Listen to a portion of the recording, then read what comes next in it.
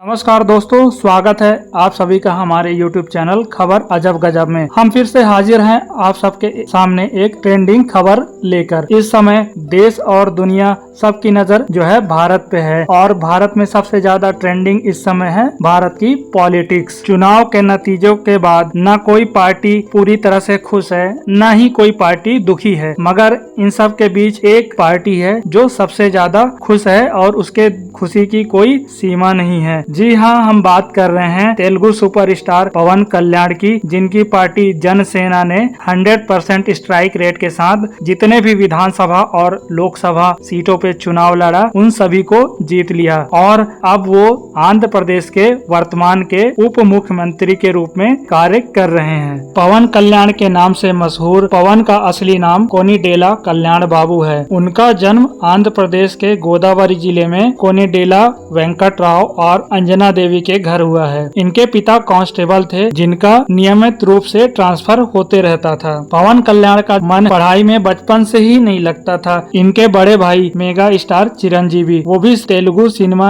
Industry के बहुत बड़े स्टार हैं। वो भी कभी पॉलिटिक्स में हुआ करते थे, मगर अब उन्होंने पॉलिटिक्स छोड़ दी है। और दूसरे बड़े भाई नागेंद्र बाबू, वो भी जाना माना नाम है और बहुत बड़े प्रोड्यूसर हैं। इनके बारे में कहा जाता है कि ये एक्सीडेंटल सुपरस्टार हैं, यानी गलती से ये पॉपुलर हो गए हैं और अब ये एक्सीडेंटल सुपरस्टार से ज्यादा एक्सीडेंटल पॉलिटिशियन या फिर एक्सीडेंटल सीएम यानी डिप्टी सीएम बन गए हैं। पवन कल्याण अपने जीवन के शुरुआती दिनों में पढ़ाई में उतने अच्छे नहीं थे, इसलिए उन्होंने खेती करने का मन बनाया था, लेकिन उनकी भाभी सुरेखा ने उन्हें फिल्मों में आने के लिए प्रेरित किया और सन 1996 में अक्कड़ा अम्मई इक्कदा अब्बाई से अपनी फिल्मी करियर की शुरुआत करने के बाद 1997 से 99 इन 2 सालों के बीच लगातार 4 हिट फिल्में देकर स्टार बन गए, इसलिए इन्हें एक्सीडेंटल स्टार भी कहा जाता है। पवन कल्याण ने हालांकि ज्यादा फिल्में नहीं की हैं, उन्होंने अभी तक मात्र 33 फिल्में की हैं, लेकिन उनमें से बहुत सारी फिल्में जो हैं ब्लॉकबस्टर रही हैं। वो तेलुगु सिनेमा में सबसे ज्यादा फीस लेने वाले एक्टर रह चुके हैं। सन 2008 में उन्होंने अपने बड़े भाई चिरंजीवी की पार्टी प्रजा राज्यम पार्टी के अध्यक्ष के रूप में अपना जो राजनीतिक करियर शुरू किया था, मगर 2011 में चिरंजीवी की पार्टी ने कांग्रेस के साथ गठबंधन कर लिया, जिस फैसले के कारण जो है पवन कल्याण नाराज हुए और अपने भाई की पार्टी से त्याग पत्र देकर अपना खुद का पार्टी बनाया, जनसेना पार्टी। पवन कल्याण ने इस पार्टी को बनाने के बाद नारा दिया था कि कांग्रेस हटाओ और देश बचाओ। इस तरह वो कांग्रेस के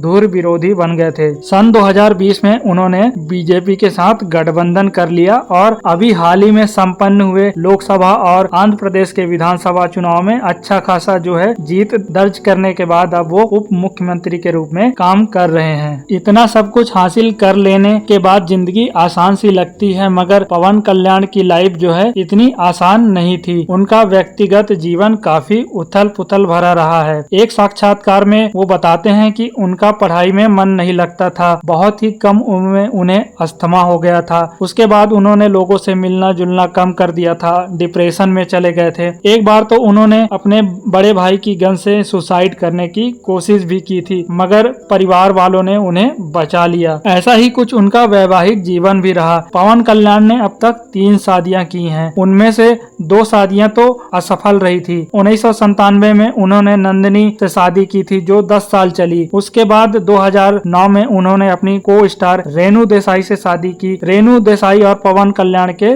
2 बच्चे भी हैं। इसके बाद पवन कल्याण और रेणु देसाई के बीच पारिवारिक विवाद हो गए और 2012 में पवन कल्याण जो है रेणु देसाई से अलग हो गए। सन 2013 में उन्होंने रूसी मॉडल अन्ना लेजनेवा से शादी की। अन्ना लेजनेवा भी तलाकशुदा थी और अन्ना लेजनेवा के पहले से एक बेटी थी। शादी के बाद अन्ना ने एक बेटे को जन्म दिया। अब पवन कल्याण के कुल 4 बच्चे हैं। पवन कल्याण के बारे में कुछ इंटरेस्टिंग चीजें भी है, जैसे कि उन्होंने आंध्र प्रदेश की 21 सीटों पर चुनाव लड़ा और सभी जीती। ऐसा करने वाले पवन कल्याण हैं और उनकी पार्टी एकमात्र पार्टी है जिनका 100% रिकॉर्ड रहा है सीट जीतने के मामले में। 2012 से अब तक फोर्ब्स इंडिया की सेलिब्रिटी 100 की सूची में वो कई बार शामिल हो चुके हैं। 2017 में हार्वर्ड यूनिवर्सिटी ने इंडिया कॉन्फ्रेंस 2017 के 14वें संस्करण में उन्हें भाषण देने के लिए आमंत्रित किया था। पवन कल्याण अपने फिल्मों के एक्शन सीन्स ज्यादातर खुद ही करते हैं। पवन कल्याण दक्षिण भारत के पहले सेलिब्रिटी हैं जिन्होंने पेप्सी का प्रचार किया था। और एक फैक्ट की माने तो पवन कल्याण जो है 2014 के लोकसभा चुनाव के दौरान गूगल पर सबसे ज्यादा सर्च किए जाने वाले सेलिब्रिटी कैंडिडेट रहे हैं। पवन कल्याण को जो है दर्शन, इतिहास और साहित्यिक किताब पढ़ने का भी जुनून है और कई बार वो सोशल मीडिया पे अपने फैन से भी गुजारिश करते हैं कि किताबों को पढ़ें, ज्यादा से ज्यादा पढ़ें। और कई रिपोर्ट्स की माने तो अगर आंध्र प्रदेश, तेलंगाना या साउथ इंडिया में देखा जाए तो सबसे तगड़ी फैन बेस वाले अगर कोई सेलिब्रिटी है तो वो है पवन कल्याण। और इसी का नतीजा आपको चुनाव में देखने को मिलता है कि पवन कल्याण की जो पार्टी है 100% स्ट्राइक रेट के साथ अपने सारे सीट जीत जाती है। और इसी का